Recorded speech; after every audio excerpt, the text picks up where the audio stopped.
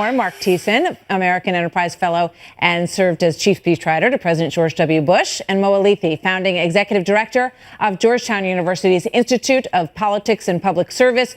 Both are Fox News contributors. Gentlemen, welcome. Good to have you here. Good to be with you, Martha. That was interesting. Marc Thiessen, it sounds like even on the House side, there is some opening among the House Freedom Caucus to this idea of splitting this thing in two. Good idea or not? And terrible idea. Nothing would make Mo and the Democrats happier than if the Republicans went ahead and did that. Here's the reason why. Obamacare is imploding right now, and the Democrats own it. Every time that there's a state that announces, like in Ohio, Anthem just announced that it's pulling out, and there's 20 counties that have no Obamacare exchanges available, Democrats own that. When premiums go up, Democrats own that. If Republicans then repeal but don't replace, all of a sudden what's going to happen is the insurance markets are going to melt down. Millions of people are going to get pushed out of their care, and Republicans will own it, and rightly so, because they will have done it. And Congressman Meadows mentioned this glide path where, in the bill, they're talking about there will be a year where you could work on replacements that wouldn't take effect for a year. We're supposed to be the party of the free market, so we should understand that insurers are going to look at a bill saying Obamacare is over in a year, we're out. They're not going to wait. They're not going to give us a magic way to keep Obamacare in place for a year while we work out a deal. They're just going to get out and move on with their business. So this is an insane idea that is the best thing that could ever happen to Democrats. What do you think? So you like it a lot, huh, Mo? Other than Mark's initial characterization of Obamacare, everything else afterwards I agree with.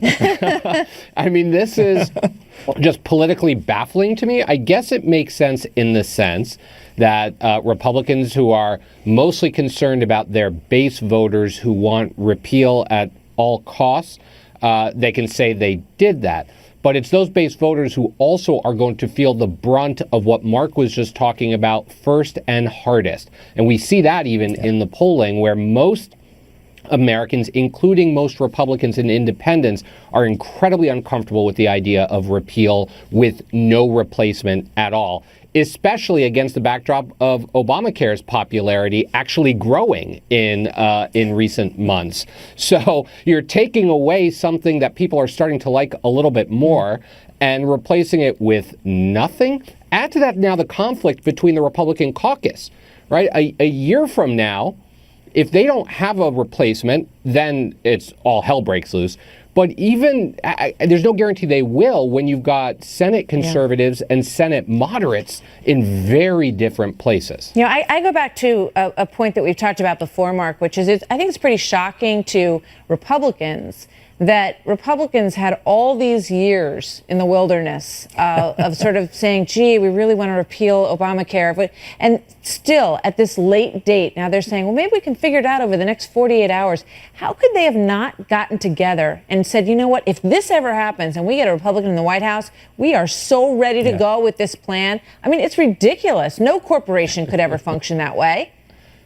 Agree with you 100%, but there's a complicating factor for Republicans, which is that there are some people who just want to repeal Obamacare, and they have to take into account the fact they want to pretend that Obamacare never existed. And the fact is the Medicaid expansion took place. Millions of people got health care through the Medicaid expansion, and you have to find a way to transition those people out of it. If you're going to reform Medicaid, I'm all in favor of the Medicaid reforms in the bill. You have to find a way to transition those people out of Medicaid into private insurance with these tax credits that the Republicans are creating. And that costs money. You can't just do that for free, and some people don't want to spend it. They've got, in this bill, there is a $700 billion tax increase for the rich, for people making over $250,000 a year, paid for by $777 billion in Medicaid cuts for the poor. That's monstrous. We should be using some of that money to help fix Obamacare, not fix Obamacare, transition people out of Obamacare into private insurance so that they don't lose their health care because Republicans came in and took everything away. Quick final thought, Mo, and then I got to go.